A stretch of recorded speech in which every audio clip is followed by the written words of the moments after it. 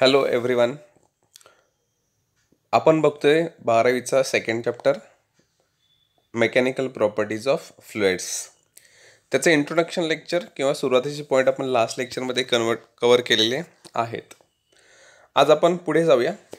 तुम्हाला जर आठवत असेल तर जरासं लास्ट व्हिडिओ रिवाईज करा आणि बघा की त्याच्यामध्ये आपण शोधून काढले की लिक्विडच्या कॉलममुळे जो काही प्रेशर पडणार आहे तो किती असेल.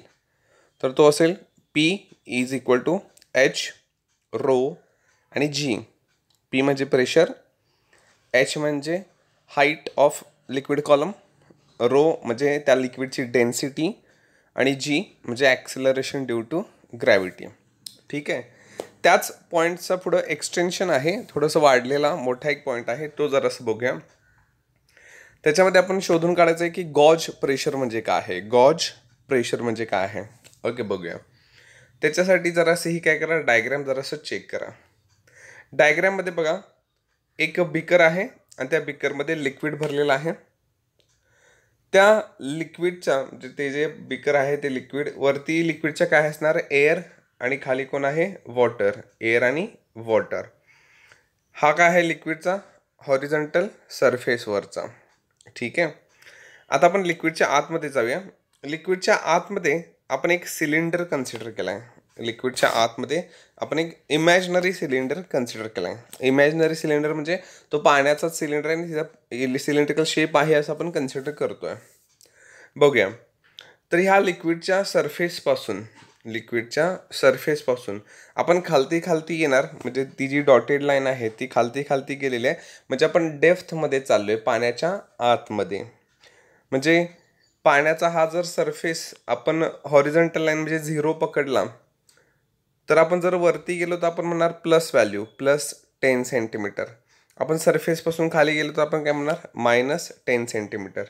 म्हणजे आपण डेप्थमध्ये चाललोय, म्हणजे मायनस हाईटमध्ये चाललोय, निगेटिव्ह हाईटमध्ये चाललोय. बरं ठीक आहे, सोपं आहे, कन्सेप्ट फारशी काय अवघड नाही आहे. तर आपण खालती गेलोय. आपण इथंपर्यंत म्हणजे डिस्टन्स x1, सरफेसपासून इथंपर्यंत काय आहे डिस्टन्स x1. परत सरफेसपासून पूर्ण खालती अजून खालती आपण गेलो तर हे म्हणजे काय आहे डिस्टन्स x2. सो डायग्राममध्ये तुमच्या सहज लक्षात येईल की त्या वॉटर सरफेसपासून डेप्थमध्ये डिस्टन्स किती आहे x1 आणि x2. आपण जर वजाबाकी केली x2 मायनस x1 किंवा x1 मायनस x2 तर आपल्याला काय मिळणार, ह्या इमॅजिनरी सिलेंडरची हाईट. कारण एक डिस्टन्स आहे x1 आणि एक डिस्टन्स आहे x2. सो ते जर एकमेकांमधून वजा केलं तर आपल्याला काय मिळून जाईल, सिलेंडरची हाईट h. ठीक आहे. ए म्हणजे त्या सिलेंडरचा कोण आहे, क्रॉस सेक्शन एरिया. इथं सिलेंडरच्या टॉप सरफेसला लिक्विडमुळे फोर्स अप्लाय होत असणार आहे.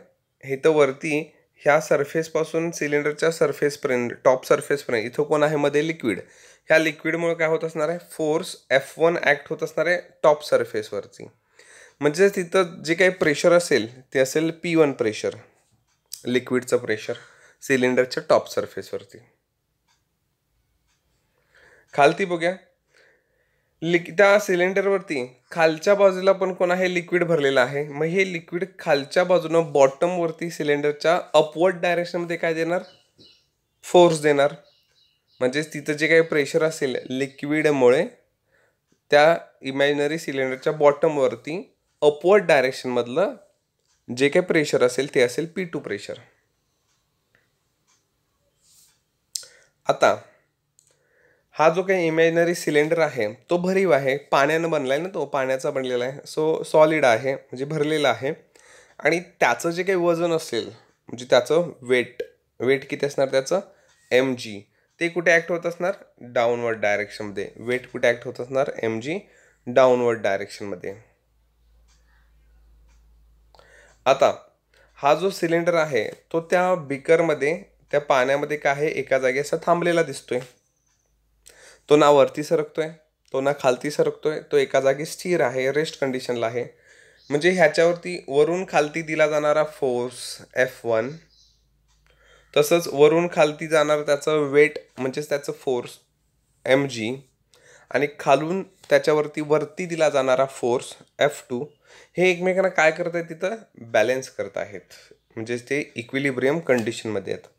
म्हणजे वरून पडणारा टोटल खालती फोर्स आणि खालून वरती पडणारा टोटल फोर्स इक्वल असायला पाहिजे, म्हणजे दोन्ही फोर्सेस एकमेकांना बॅलन्स करतात. ओके, सो ही झाली डायग्रॅम आणि डायग्रॅमचं एक्सप्लेनेशन. मग आपण पहिलं त्याच्यामध्ये काय लिहायचं बघा. सो पहिला पार्ट आपल्याला लिहायचा आहे की जी हाईट आहे सिलेंडरची ती आपण x1 - x2 अशी घेणार. तुम्हाला वाटेल की x1 डिस्टन्स लहान आहे आणि x2 डिस्टन्स जास्त आहे, सो x2 मधून x1 मायनस करायला पाहिजे. पण इथं तसं नाही आहे. आपण डेप्थमध्ये आहे, उलट्या निगेटिव्ह वाय ॲक्सिसवरती आहे, आपण खालच्या बाजूला आहे ना. सो आपली कॅल्क्युलेशन जे काय आहे ते निगेटिव्ह यायला पाहिजे. म्हणजे एचची व्हॅल्यू काय असणार आहे, निगेटिव्ह असणार आहे. कारण आपण हाईट पाण्याच्या सरफेसपासून वरती पकडली तर पॉझिटिव्ह हाईट, पाण्याच्या सरफेसपासून खाली पकडली तर निगेटिव्ह हाईट, म्हणून आपण इथं x1 - x2 म्हणतोय. ओके, आता तुम्हाला लास्ट जो झालेला पॉईंट आहे त्याच्यावरून एक गोष्ट तुम्हाला माहिती असेल की असं जर पाण्याचा सिलेंडर असेल, सिलेंड्रिकल शेप असेल, तर त्याचं प्रेशर किती असतं. तर आपण PC असं म्हटले, सिलेंड्रिकल शेपचं त्या प्रेशर ते असणार आहे h ρg. h म्हणजे त्या सिलेंडरची हाईट, रो म्हणजे त्या लिक्विडची डेन्सिटी आणि g म्हणजे ॲक्सिलरेशन. म्हणजेच h म्हणजे आपल्याला इथं माहीत आहे, h इथं काय आहे आपल्यासाठी x1 - x2 आणि रो इंटू g. सो हे काय आहे, जर त्या नुसत्या सिलेंडरचं प्रेशर विचारलं ह्या डायग्रॅममध्ये, जिथं सिलेंडर काय आहे बरोबर लिक्विडच्या मध्ये आहे, तिथं जर विचारलं तर मग ते फक्त हे एवढंच असणार, pressure is equal to x1 - x2 rho into g. ठीक आहे. आता आपल्याला एक जनरल फॉर्म्युला माहीत आहे की प्रेशरचा जनरल फॉर्म्युला काय असतो, फोर्स अपॉन एरिया. ह्याच्यावरून फोर्ससाठी फॉर्म्युला काय होईल, प्रेशर इंटू एरिया. जर फोर्सचा फॉर्म्युला असेल प्रेशर इंटू एरिया, तर आपल्याला ह्या डायग्राममध्ये दोन फोर्स आहेत, एक आहे F1 फोर्स आणि एक आहे F2 फोर्स. मग आपण असं लिहू शकतो का बघा की मग F1 फोर्स म्हणजे P1A म्हणजे प्रेशर इंटू एरिया, आणि आपण हे पण लिहू शकतोय की F2 फोर्स आणि तो आहे P2 into area. A1 A2 असं का नाही केलेलं, कारण सिलेंडर काय आहे युनिफॉर्म एकसारखा सिलेंडर. सो एरिया फोर्स पहिला आणि फोर्स दुसऱ्यासाठी काय असणार आहे, टॉपला बॉटमला सेमच असणार आहे एरिया, म्हणून इथं एरिया एच आहे. हा जो फोर्स आहे तो कुठून पडतोय, सिलेंडरच्या टॉपवरती डाऊनवर्ड डायरेक्शनमध्ये. हा जो फोर्स हा कुठे आहे, सिलेंडरच्या बॉटमवरती अपवर्ड डायरेक्शनमध्ये. ठीक आहे. सो हे काय झाले फोर्स. सोबतच सिलेंडरचं जे काही वेट आहे WmG, हे वेट कुठे काम करायला आहे, डाऊनवर्ड डायरेक्शनमध्ये. पण आपल्याला माहीत आहे मास m म्हणजेच काय, डेन्सिटी इंटू व्हॉल्यूम. मागच्या वेळी आपण घेतले लास्ट पॉईंटमध्ये की मास म्हणजेच काय असतं, डेन्सिटी इंटू व्हॉल्यूम.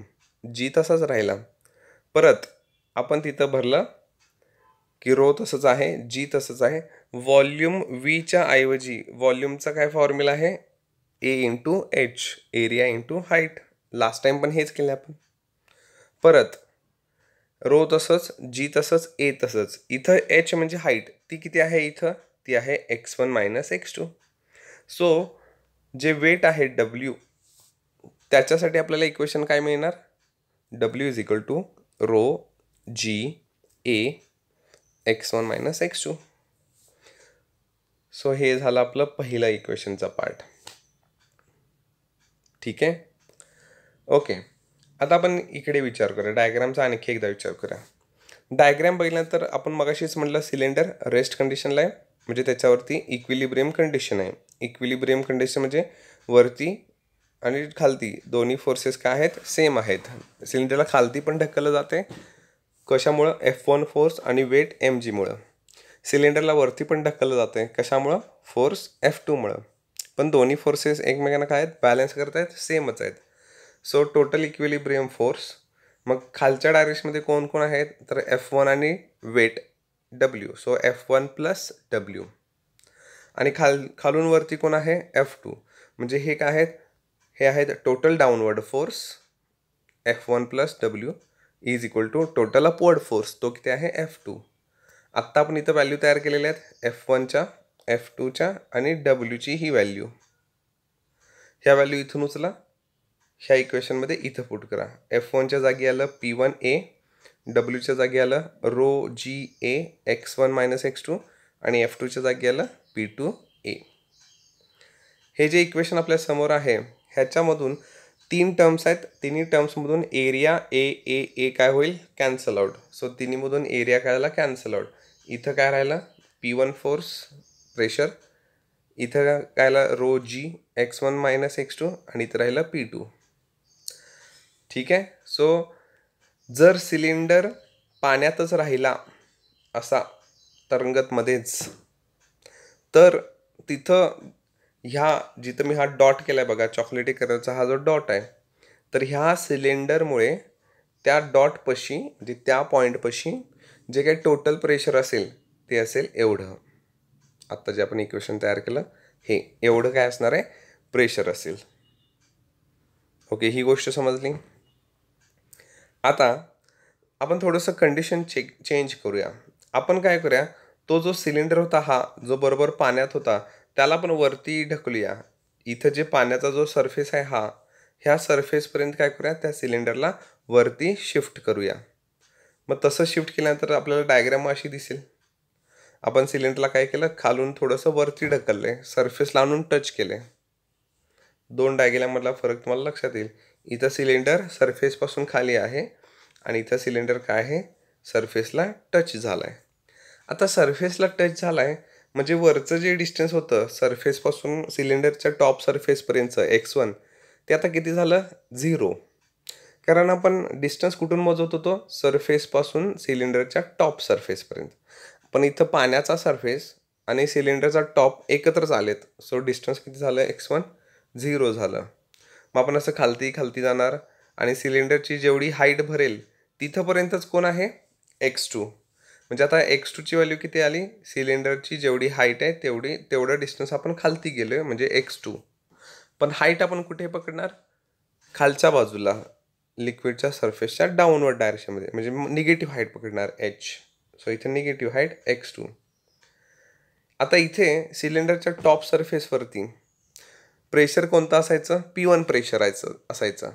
पण तेच P1 प्रेशर म्हणजे आता काय आहे, एअरचं प्रेशर आहे. कारण पाण्याच्या सरफेसच्या वरच्या बाजूला कोण आहे, एअर, आणि सरफेसच्या खाली कोण आहे, लिक्विड. सो इथं वरती आता जे प्रेशर आहे ते कोणतं आहे, एअरचं प्रेशर आहे, म्हणजेच P0. P0 काय आहे, हा सिम्बॉल आहे एअर प्रेशरसाठी. म्हणजे सिलेंडरच्या टॉप सरफेसला असलेलं P1 प्रेशर आता काय होणार, ॲटमॉस्फेरिक प्रेशर P0 होणार. आता हे जे सिलेंडर आहे, ह्या सिलेंडरच्या बॉटमला जे प्रेशर आहे P2, ते P2 प्रेशर म्हणजे आपण काय म्हणूया, P असं म्हणूया.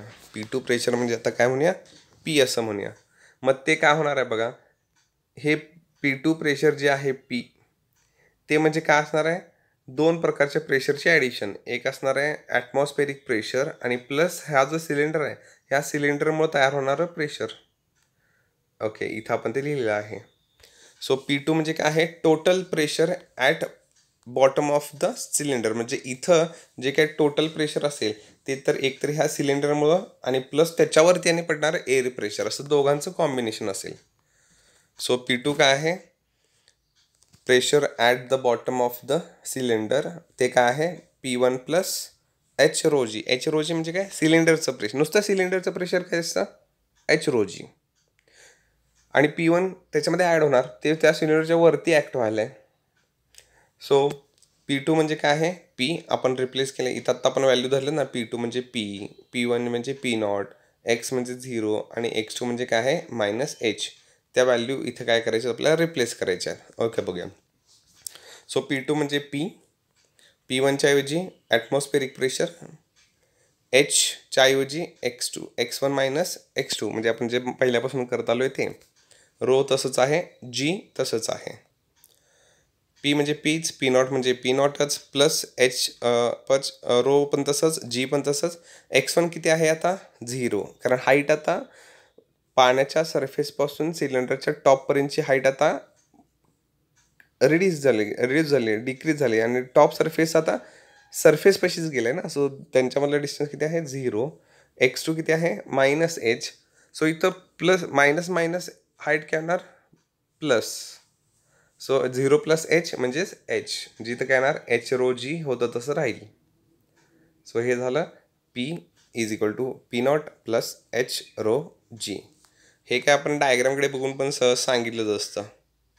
डायग्रामवरून आपण तसं डायरेक्ट म्हणू पण शकत होतो की हे वरून पडणारं कोण आहे ॲटमॉस्फेरिक प्रेशर P0. हा कोण आहे सिलेंडर. ह्या सिलेंडरचं प्रेशर किती असतं लिक्विडच्या h रो जी. सो इथे टोटल प्रेशर किती असणार आहे ॲटमॉस्फेरिक प्रेशर प्लस सिलेंडरचं प्रेशर. आणि मग तेच आलं इक्वेशन. काय फारसं नवीन किंवा वेगळं असं काय नाही आहे.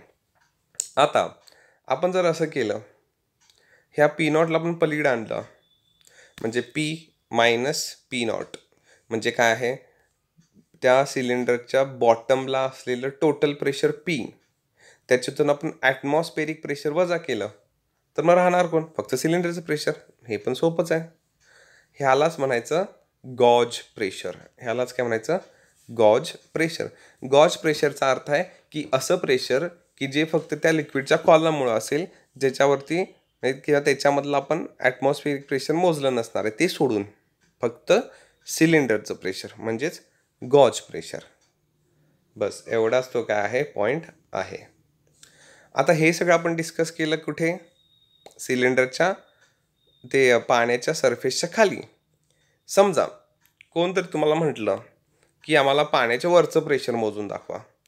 आता पण हे पाणी होतं ह्या पाण्याच्यात आपण बाहेर आलो लिक्विड सरफेसच्या आता वरती जायचं आहे. मगापासून आपण जे लिक्विड सरफेसच्या खाली होतो इथं किंवा इथं तिथं आपण सिलेंडर कन्सिडर करायचो तो पाण्याचा असायचा. आता आपल्याला जर टॉपला कन्सिडर करायचं असेल तर हा जो सिलेंडर असेल हा कसला असणार एअरचा सिलेंडर असणार. तिथं काही पाणी नसणार ना. सो आपण एक सिलेंडर कन्सिडर करूया ज्याची हाईट आहे h आणि ज्याचं त्या सिलेंडरचं आता एअर असू दे किंवा लिक्विड असू दे आपल्याला माहिती आहे आपण त्यांना फ्लुइड्स असं म्हणतोय. सो एअरचा सिलेंडर पण चालतोय. सो काय असणार h रो जी हे ह्या सिलेंडरचं काय असणार आहे फक्त सिलेंडरचं प्रेशर. आता वरून आलेलं इकडून असं वरून आलेलं पूर्ण खालीपर्यंत पाण्याच्या टॉप सरफेसपर्यंत हे कोण आहे ॲटमॉस्फेरिक प्रेशर एअरचं प्रेशर. आणि हे प्रेशर हे पी प्रेशर आपण म्हणूया की इथंपर्यंतच आहे सिलेंडरच्या टॉप सरफेसपर्यंतचं. सो साहजिक डायग्राममध्ये दिसतेच मोठं प्रेशर कोण आहे P0, लहान प्रेशर कोण आहे P. सो डायग्रामकडे बघितलं तुम्ही सांगू शकताय की ते जे छोटं प्रेशर आहे सिलेंडरच्या टॉपचं म्हणजे P प्रेशर हे म्हणजे काय आहे ॲटमॉस्फेरिक प्रेशर बनणं त्या सिलेंडरचं प्रेशर मायनस म्हणजेच h रो जी. इथे डेन्सिटी कुणाची असणार आहे एअरची डेन्सिटी. सो हे पण काही फारसं वेगळं नाही आहे सोपं आहे पॉईंट. सो हे आहे गॉज प्रेशर कसं कॅल्क्युलेट करणार त्याचं आपण इक्वेशन तयार केलं. पुढे जाऊया.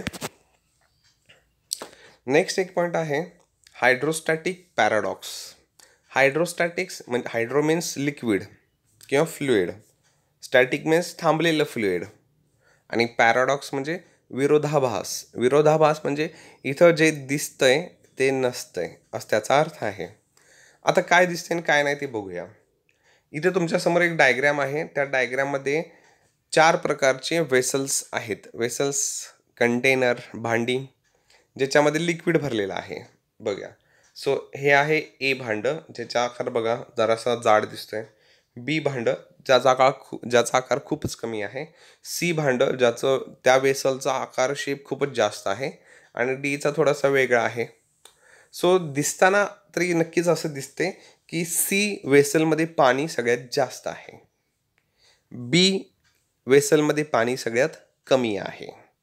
मग जर तुम्हाला कोणी विचारलं एच्या बॉटमपाशी प्रेशर किती असेल, बीच्या बॉटमपाशी प्रेशर किती असेल, सीच्या बॉटमपाशी प्रेशर किती असेल आणि डी कंटेनरच्या वेसलच्या बॉटमला प्रेशर किती असेल किंवा कोणतं प्रेशर जास्त असेल कोणतं प्रेशर कमी असेल असं जर काही विचारलं गेलं तर साहजिकच बघितला कोणी सांगू शकेल की सी वेसलमध्ये पाणी जास्त आहे सो इथं पडणारं प्रेशर जास्त असणार.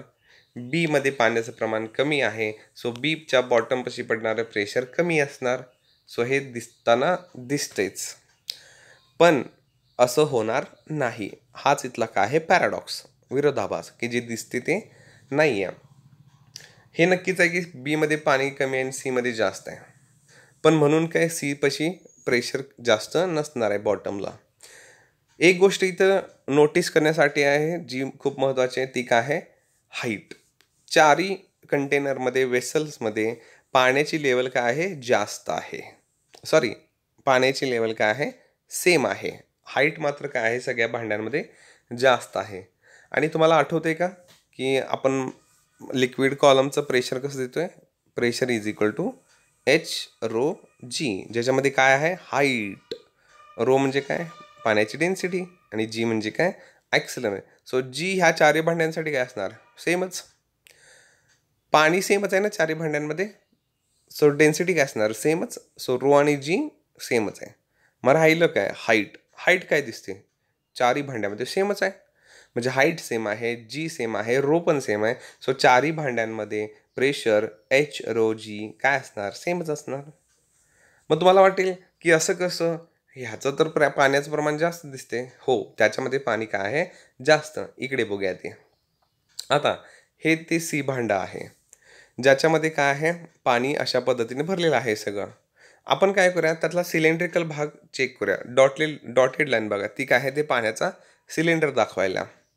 आता हा जो सिलेंडर आहे हे सोडून ह्या साईडला ए जिथं लिहिले तिथं पाणी जादा आहे. सिलेंडरच्या ह्या साईडला जिथं ए लिहिले तिथं पण काय आहे पाणी जास्त आहे. आता हे जे पाणी आहे जे साईडचं आहे हे हे जे काळ्या कलरची जी पट्टी आहे म्हणजे त्या वेसलची वॉल, त्या भांड्याचं जे हे जे काही कडा आहे ती, तसंच भांड्याची ही जी कडा आहे ह्या कडेवरती हे जे पाणी आहे ते प्रेशर देणार. मग ते पाणी जे प्रेशर त्या भांड्याच्या वॉलवरती देणार बाहेरच्या डायरेक्शनमधला, मग न्यूटनच्या थर्ड लॉ प्रमाणे ते पाण्याचं भांडं त्या कंटेनरची वॉल त्या पाण्याला असं बाहेरून आतमध्ये काय देणार प्रेशर देणार. इक्वल आणि अपोजिट फोर्स, इक्वल आणि अपोजिट फोर्स. म्हणजे इथून देणार बाहेर पाण्यानं वॉलवरती दिला जाणारा बाहेरच्या बाजूला फोर्स प्रेशर आणि भांड्यानं आतल्या बाजूला देणारं प्रेशर हे एकमेकांना काय करणार कॅन्सल आउट करणार, बॅलन्स करणार. त्यामुळे हे काय होणार एक्स्ट्राचं प्रेशर हे ह्या पाण्याचं एक्स्ट्राचं प्रेशर हे तिथं काय होणार कॅन्सल आउट होणार. मग राहिलं फक्त कोणतं, ह्या ज्या डॉटेड लाईन म्हणजे सिलेंडरमधलं जे प्रेशर आहे तेच फक्त खाली पडणार आणि तेच इथं फक्त काय होणार कॅल्क्युलेट होणार. इथं फक्त सिलेंडरचं कॅल्क्युलेट होणार, साईडचं होणार नाही. हे म्हणजे काय आहे हायड्रोस्टॅटिक पॅराडॉक्स. नेक्स्ट आहे very important Pascal's law. Scientist नाव आहे पास्कल, त्यानं बनवलेला लॉ आहे, प्रेशर संबंधित आहे. काय सांगतोय बघा की the pressure applied at any point of an enclosed fluid. Enclosed fluid कोणतं तर एक भांडं आहे कंटेनर वेसल की जे पॅक आहे आणि त्या पॅक वेसलमध्ये लिक्विड भरलेलं आहे आणि त्याच्यावरती कुठंतरी एका पॉईंटला प्रेशर दिले ॲट रेस्ट, आणि ते लिक्विड कसं आहे रेस्ट इज ट्रान्समिटेड इक्वली. मग ते जे दिलेलं प्रेशर आहे जे कुठल्या तरी एका पॉईंटला दिलं गेलं ते काय होणार ट्रान्समिट होणार इक्वली, प्रसारित होणार पसरणार सगळीकडं इक्वली. आणि अनडिमिनिश्ड म्हणजे कमी न होता आहे तसं ते पसरत जाणार to every point of the fluid, सगळ्या फ्लुइडमध्ये सगळ्या पॉईंटला ते काय होणार पसरत जाणार. And also on the walls of the container provided the effect of gravity is neglected. फक्त तिथं ग्रॅव्हिटीचा परिणाम आपण सोडून दिला तर मग ते जे दिलेलं प्रेशर आहे कुठल्या तरी एका पॉईंटला कंटेनरच्या कुठल्या तरी एका बाजूला एका पोर्शनला, तर ते सगळ्या त्या कंटेनरमध्ये पसरत जाणार, इक्वली प्रेशर पसरत जाणार. ठीक आहे, कसं ते आपण एका उदाहरणावरून बघूया. बघा तुमच्यासमोर एक भांडं आहे, तुमच्यासमोर काय आहे एक असं हे भांडं, भांड्याचा शेप थोडासा विचित्र आहे ना. ओके, सो ह्याला 4 ओपनिंग आहेत, 4 ओपनिंग A, B, C आणि D. ते जे 4 ओपनिंग आहेत त्यांचा एरिया कमी जास्त आहे. म्हणजे बघूया, जर आपण म्हटलं ए ओपनिंगचा एरिया आहे स्मॉल ए, ह्याच्या डबल बीचा आहे बघा, डबल किती आहे 2A एरिया. ह्याच्या आणखी तिप्पट आहे ह्याचा सी ओपनिंगचा एरिया, तो किती आहे 3A. आणि डीचा अर्धा आहे म्हणजे निम्मा आहे, जेवढा एचा आहे त्याच्या निम्मा. किती आहे एरिया A/2. ओके, सोपी डायग्राम आहे. 4 ओपनिंग आहेत. चारही ओपनिंगचं नाव काय आहे ABCD. चारही ओपनिंगचा एरिया कसा आहे, एचा आहे A, बीचा त्याच्या डबल 2A, सीचा त्याच्या तिप्पट 3A आणि डीचा त्याच्या हाफ A/2. आता आतमध्ये काय भरले, लिक्विड भरले सगळीकडं. एनक्लोज आहे, पॅक आहे सगळीकडनं. पॅक कसं आहे बघा, इथं ए पशी जी काळी पट्टी दिसते, ही काळी पट्टी आडवी, ती म्हणजे पिस्टन. पिस्टन तुम्हाला माहीत आहे, पिचकारीच्या आतमधला तो गोल भाग जो पाण्याला ढकलतोय. किंवा इंजेक्शन करताना तुम्ही पाहिलंच नाही, इंजेक्शनच्या आतला भाग आपल्याला दिसतोय, त्यातला काळे आतमध्ये काळं रबरी असं बूच असते बघा गोल, तेच म्हणजे पिस्टन. मग इथे एक पिस्टन आहे. बी पशी मोठं पिस्टन असणार लांबीला, सी पशी आणखी मोठं पिस्टन असणार आणि डी पशी खूप लहान पिस्टन असणार. डी पशी खूप लहान पिस्टन असणार. सो काय करायचं आहे, पास्कलनं सांगितल्याप्रमाणे आपण फक्त कुठे प्रेशर द्यायचं आहे, कुठे फोर्स द्यायचा, ए म्हणजे कुठल्या तरी लिक्विडच्या त्या एका पॉईंटला. मग आपण ए पशी समजा फोर्स दिला F, तर हा फोर्स फक्त ए पशी नाही राहणार, तो पसरत जाणार. इथं पण तो फोर्स देणार बी पिस्टनवरती, तो फोर्स पसरत जाणार, तो इथं पण फोर्स देणार सी पशी, तो फोर्स पसरत जाणार ए पशी डी पशी. इथं सांगितले ना की तो जो फोर्स आहे दिलेला किंवा ते जे प्रेशर आहे ते काय होणार, ट्रान्समिट होणार इक्वली आणि अनडिमिनिशली. इक्वली म्हणजे एकसारखा पसरत जाणार आणि अनडिमिनिशली म्हणजे कमी न होता तो वाढतच जाणार तिकडे. सो काय झालं बघूया. सो आपण बघूया की मग जर एरिया ए पोझिशनपाशी, ए ओपनिंगपाशी एरिया असेल स्मॉल ए आणि फोर्स असेल F, तर मग इथं प्रेशर किती असणार, F/A. Pressure is equal to F/A. ठीक आहे. आता मला सांगा तुम्ही की बी पशी एरिया किती आहे, एरिया आहे 2A. जर इथं एरिया डबल होणार असेल तर इथं जो फोर्स आहे तो पण काय होणार, डबल होणार. ए एरियापाशी दिलेला फोर्स आहे F, तर मग 2A एरियापाशी दिलेला फोर्स किती असणार, 2F. जर इथं एरिया तिप्पट आहे 3A, तर इथं दिलं जाणार, इथं मिळणारा फोर्स पण काय असणार, तिप्पट फोर्स असणार 3F. इथं जर एरिया असेल अर्धाच A/2, तर इथं फोर्स पण किती असणार, अर्धाच F/2. मग आपण जर कॅल्क्युलेशन करून बघितलं तर बी पॉईंटपाशी प्रेशर असणार 2F/2A म्हणजेच F/A. सी पशी प्रेशर असणार 3F/3A म्हणजेच 3 कॅन्सल F/A. डी पशी असणार F/2 डिवायडेड बाय A/2 म्हणजेच F/A. म्हणजे इथं आपण सगळं फोर्स अपॉन एरिया केलेलं आहे कॅल्क्युलेशन, पण सगळीकडे मिळणारी व्हॅल्यू F/A आणि ए पशी पण किती आहे F/Aच.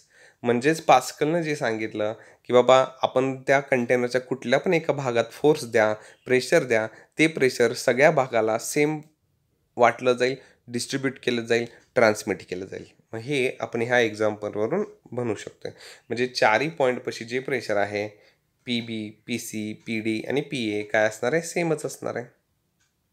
हेच म्हणजे काय आहे, पास्कल लॉ. असं काय नाही, तुम्ही समजा सी पशी फोर्स दिला असता तर त्यानं ह्या B, A आणि D तिन्ही इथं काय केलं असतं, ते प्रेशर इक्वली वाटलंच असतं. मग ह्या पास्कल्स लॉवरून आपण त्याचे काय सांगू शकतो, ॲप्लिकेशन्स.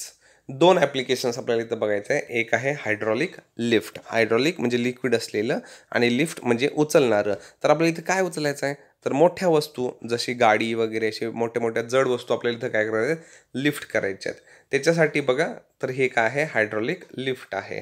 इकडे एक आहे सिलेंड्रिकल खड्डा, इकडे एक आहे मोठा सिलेंड्रिकल खड्डा. हा आहे सिलेंड्रिकल खड्डा ज्याचा एरिया आहे A1. हा आहे मोठा सिलेंड्रिकल खड्डा, त्याचा एरिया आहे A2. इथं आपण म्हणूया की ही जी ग्रीन कलरची पट्टी आहे ती म्हणजे पिस्टन. इथं जे आहे ग्रीन कलरची पट्टी ती म्हणजे आपण पिस्टन P2 म्हणूया. ह्या पिस्टनचा एरिया आहे A1 आणि हा जो मोठा पिस्टन आहे त्याचा एरिया आहे A2. सो आपल्याला करायचं काय आहे, मग आपल्याला फक्त इथं फोर्स द्यायचा आहे. आपल्याला फोर्स कुठे अप्लाय करायचा आहे, पिस्टन पहिल्यावरती, ज्याचा एरिया आहे A1. मग आपण इथं जर फोर्स दिला F1 आणि इथं जर एरिया असेल A1, तर पहिल्या पिस्टनवरती प्रेशर किती असणार, F1/A1, फोर्स अपॉन एरिया, म्हणजेच इथला प्रेशर आहे P1. हे लिक्विड आहे, हे लिक्विड काय करत जाणार, इक्वली आणि अनडिमिनिशली ते दिलेला प्रेशर पसरवत नेणार, ट्रान्समिट करणार इकडे.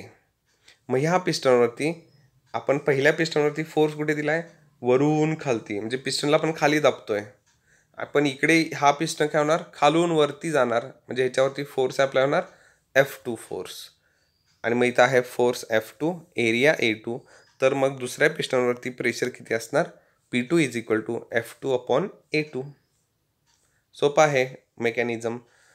प्रेशर द्यायचं, फोर्स द्यायचा पहिल्या पिस्टनवरती, म्हणजे प्रेशर होणार F1/A1. तो दिलेला फोर्स दुसऱ्या पिस्टनला वरती उचलणार F2 फोर्सनं. मग तिथं असणार प्रेशर P2 = F2/P2. पण इथं पास्कलनं काय सांगितलं की सगळीकडे प्रेशर काय अप्लाय होणार, सेमच. पहिल्या सिलेंडरवरती असलेला फोर्स P1 आणि दुसऱ्या सिलेंडरवरती असणारं प्रेशर P2 काय असणार आहे, सेमच. मग तसं जर असेल, म्हणजे असं इकडनं आपण द्यायचा फोर्स F1 आणि इकडे F2 फोर्स काय करणार, त्या व्हेकलला वरती उचलणार, लिफ्ट करणार, म्हणून हायड्रॉलिक लिफ्ट. मग पास्कल्स लॉनुसार प्रेशर मात्र सगळे काय असणार, सेम, P1 = P2. मग प्रेशरचं फॉर्म्युला काय असतात, फोर्स अपॉन एरिया. मग P1 असणार F1/A1 आणि P2 असणार F2/A2. आपण जर चेंज केलं, आपल्याला F2 पाहिजे ना, आपण F2 काय कॅल्क्युलेट करायला, कारण हायड्रॉलिक लिफ्ट आहे जी अशा हेवी व्हेकल्सला किंवा ऑब्जेक्टला वरती उचलणार आहे. म्हणजे आपल्याला हा फोर्स बघायचा आहे, F2 फोर्स आपल्या कामाचा आहे, मग तो मोजायचा आहे आपल्याला. मग F2 साठी इक्वेशन हे मॉडिफाय केल्यानंतर काय होईल, F2 = F1/A1 आणि इंटू A2 तिकडे जाणार. इथं इक्वेशन जरासं बघा, आपल्याला F2 फोर्स काय असायला पाहिजे, जास्त असायला पाहिजे, कारण आपल्याला वस्तू उचलायची आहे. मग एरिया हा जो आहे पहिला तो डिवाइडमध्ये आहे, मग डिनॉमिनेटर लहान असेल तर F2 फोर्स काय असणार, जास्त. म्हणून आपण पहिला जो पिस्टन आहे त्याचा एरिया काय ठेवला आहे, दुसऱ्यापेक्षा लहान ठेवला आहे. आणि इथं A2 म्हणजे एरिया दुसरा पिस्टनचा तो गुणाकारमध्ये आहे, न्यूमरेटरमध्ये आहे, म्हणजे हा जेवढा मोठा A2 तेवढा F2 मोठा. म्हणून डायग्राममध्ये बघितलं तर दुसरा जो पिस्टन आहे त्याचा एरिया काय आहे, जास्त आहे. सो हे इक्वेशन आहे हायड्रॉलिक लिफ्टचं. सेम ह्याच प्रकारे आणखी एक ॲप्लिकेशन आहे, त्याचं नाव आहे हायड्रॉलिक ब्रेक्स. ओके, असं कन्सिडर करा, ही एक रेल्वे आहे आणि रेल्वेचे 4 चाकं, म्हणजे बघा हे इथे एक चाक आहे, मी जे पेन्सिलने ड्रॉ केले गोल, हे एक चाक आहे, हे एक चाक आहे आणि हे एक चाक आहे. उदाहरणार्थ म्हणून कन्सिडर करा की हे रेल्वेची 4 चाकं आहेत, तर त्यांना इथं हा सिलेंड्रिकल, हे जे पिवळ्या कलरचं दिसते ते आहे लिक्विड, आणि हे जे निळ्या कलरचं दिसते ते काय आहे, पिस्टन. असं सगळीकडे आहे बघा, पिवळ्या कलरचं लिक्विड आणि ते ग्रीन कलर किंवा निळ्या कलरचं काय आहे, पिस्टन. असं 4 आहेत, 4ही चाकांना काय आहे, जोडलेला आहे.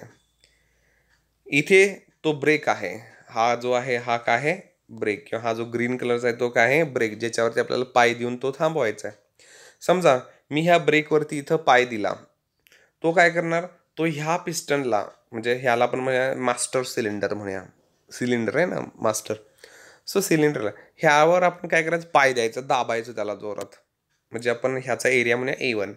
म्हणजे आपण इथं काय देणार, पिस्टन हा खालती सरकणार, पुढे शिफ्ट होणार, म्हणजे ह्या लिक्विडवरती प्रेशर होणार.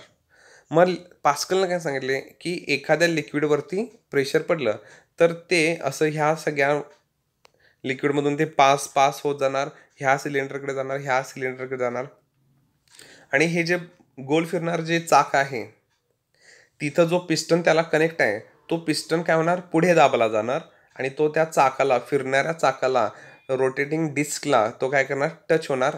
म्हणजे ब्रेक जसा लागते आपला सायकलचा जसा ब्रेक लागतोय अगदी तसा तो काय होणार, ह्या फिरणाऱ्या डिस्कला तो स्लो करेल, त्याची मोशन कमी करेल. इथं एरिया आपण म्हणूया A2.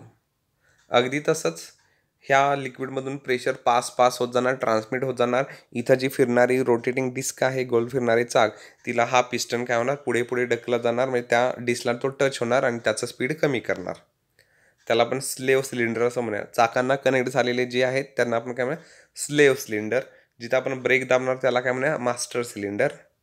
सो असे 4 स्लेव्ह सिलेंडर, 4 चाकं आहेत. चारही चाकांच्या त्या लिक्विडमधून ते प्रेशर पास होणार, त्या पिस्टनला टच होणार, ते पिस्टन चारही चाकांना टच होणार आणि ब्रेक लागला जाईल. सो असं. आणि ह्याचं इक्वेशन, हायड्रॉलिक ब्रेकचं इक्वेशन पण सेम हेच. P1 प्रेशर म्हणजे काय, मास्टर सिलेंडरपासलं प्रेशर, आणि P2 म्हणजे काय, स्लेव्ह सिलेंडरपासलं प्रेशर. सो डायग्राम सोपी आहे, फार काय याच्यामध्ये अवघड नाही आहे. सो इथंपर्यंत आपण बघितले. राहिलेला पार्ट नेक्स्ट लेक्चरमध्ये बघूया. Thank you class.